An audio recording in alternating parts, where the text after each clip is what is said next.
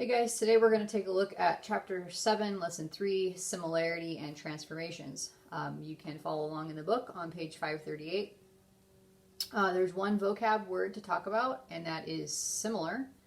Two figures are similar if the second can be obtained from the first by a sequence of transformations. Here's what's new and exciting, including dilations. So with congruence, you are allowed to rotate, you were allowed to reflect, you were allowed to translate, but you were not allowed to dilate because dilation changed the size and two figures are not congruent if the size isn't the same. So now we're looking at similar, and it's sort of just what it sounds like. Similar in some ways, but different in others. So my little question to you here is how congruent is different from similar? Well, just to recap, congruent, same size, same shape.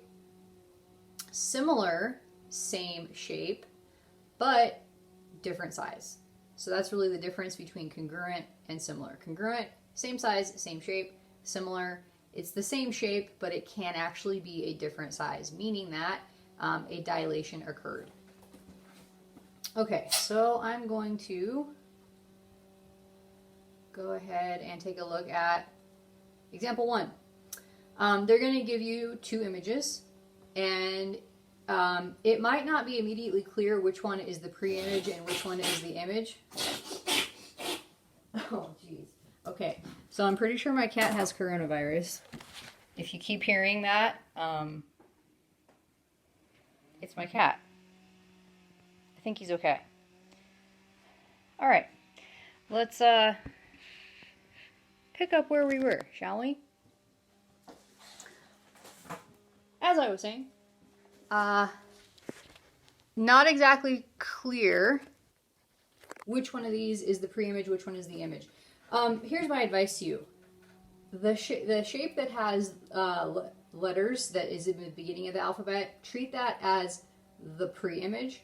And the shape that has letters in the alphabet that are later in the alphabet, treat that as the image. Okay, so pre-image,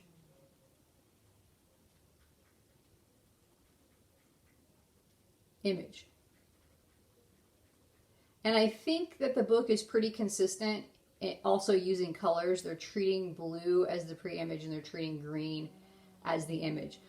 It's not necessarily wrong if you do it the other way. You're just going to get a different scale factor. Okay, it doesn't mean that it's incorrect. It just means that you started in a different place. So let me kind of explain what I mean here. So if I'm treating this green triangle Hij as my image, I'm going to call this the dilated figure, and I'm going to treat DEF as the original. And recall from previous lessons for scale factor, this was chapter 6, lesson 4, that we're going to put the dilated over the original. So what you're going to do is you're going to count the side lengths and you're going to write ratios, right? So I'm going to count side length GI is 1, 2, 3, 4, 5, 6. Okay, that's right here. GI is 6, and it corresponds with DF, okay, which is 1, 2, 3. So put that in pink. DF, there you go. 6 over 3, otherwise known as 2 over 1 or 2. So if you would have done that the other way, if you would have put DF up top and GI down below, you would have gotten 3 over 6, which is 1/2. That just means you treated this one as the original and this one as the dilated. So you reverse the order. It's not wrong, okay? Either way you do it, you know, in this case they're both correct, but to be consistent with the answers you're going to see in the back of the book as you're checking as you go, try to remember to use beginning of the letter alphabets as your pre-image, later in the alphabet as your image, and also blue figures as your image, pre-image, and green as your image. Okay, so let's go ahead and look at the other side length here. I'm looking at HG, and I'm going to compare that to ED. HG and ED, let's count that. 1, 2, 3, 4, 5, 6, 7, 8. There you go. 1, 2, 3, 4. There you go. So 8 over 4, otherwise known as 2 over 1. So triangles have 3 sides, as you know. If 2 of the sides are the same, that means the third side has to be the same. So if you wanted to, you could plug this into Pythagorean theorem, but you really don't need to. As long as you have 2 sides that are the same, you're proving that they are similar. 2 out of 3 sides proves similarity. So since the ratios are equal, triangle HGI is the dilated image of EDF. And furthermore, the scale factor is basically 2.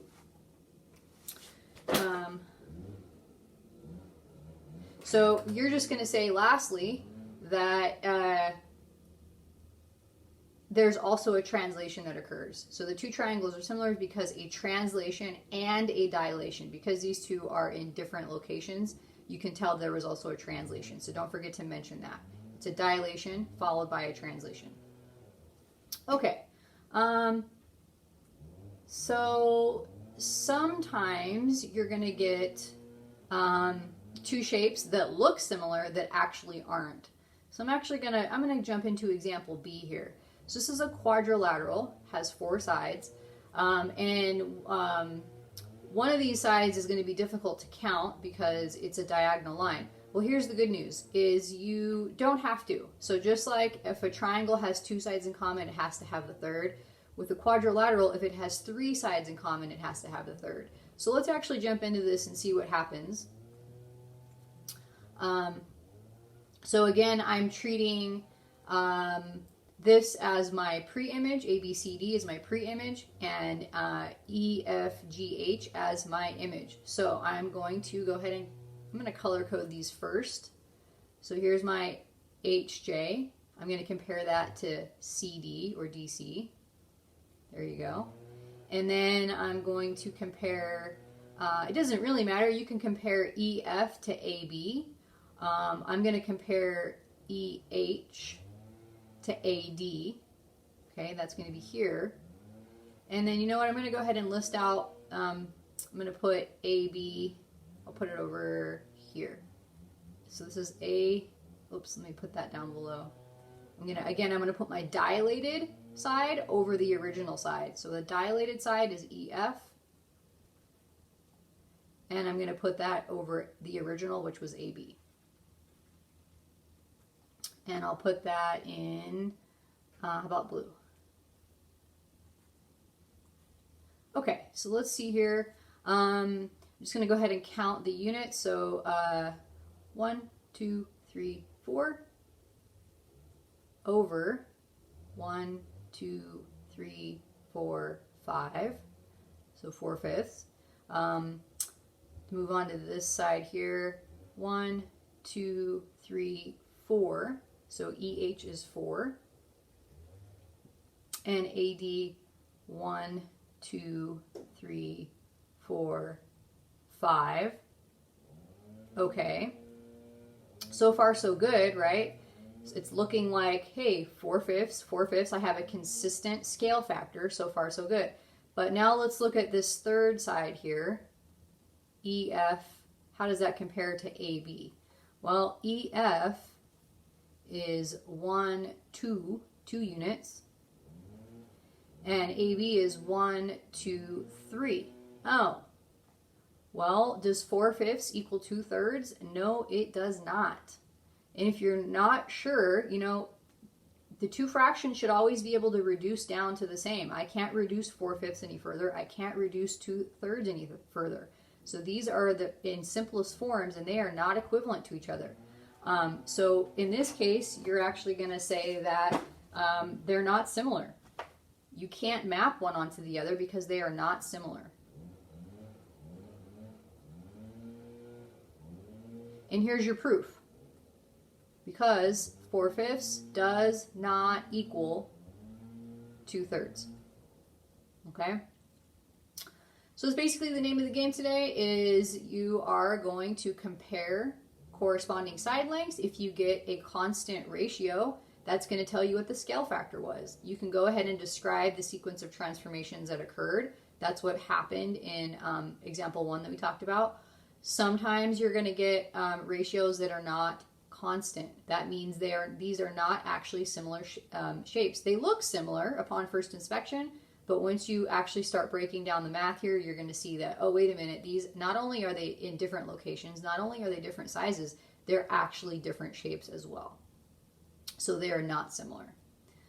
The last thing you're going to do today is basically a compound dilation. You've already done this in chapter 6, lesson 4. So it says here, this is example C, there's an art show. It's offering different size prints of the same painting.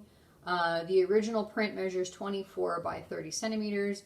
A printer is going to enlarge the original by a scale factor of 1.5, and then wants to enlarge it again by a scale factor of 3.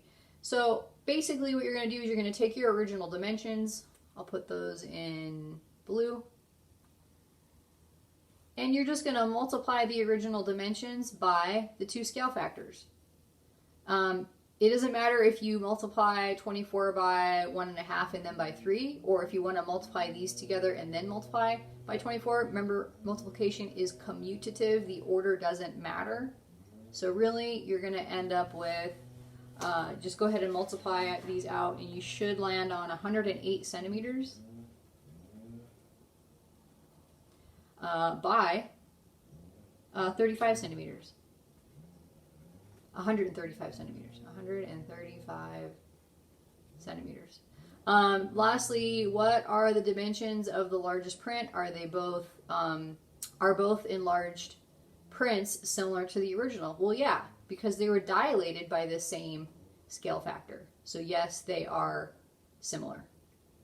Okay, a couple of things I want to get you guys started with in the homework. So already with number 1, they're giving you kind of a tricky problem. So let's just get you started here. Remember, it's going to be dilated over the original. So I'm going to treat this as my dilation side, right? It can, we're going to call that WU. Let's see, give myself a little more space. I'll put it over here. W over U, or W to U, corresponds with YW. So you go ahead and figure that out, and let's see, I'll color code that. I'll put it in blue. So these two here. Here's the issue, is the other 2 sides of this triangle are diagonal lines, and they're going to be difficult to count. If that happens, and this is going to happen again in number 5, you can actually use the height of the triangle. So I'm going to put a dotted line in red so you can see what I'm talking about here. Go ahead and just count the height. That's not very bright, but there you go. We're going to count the height. So let's see here. And I'm actually going to, should we give this point down here you know what? I'm not going to give it a label. I'm just going to go ahead and count these out. Okay, so this one's going to be 1, 2, 3, 4. This one is 1, 2, 3, 4, 5. So remember, the dilated over the original. 1, 2, 3, 4. Okay, that's going to be the height. Let's just call that height.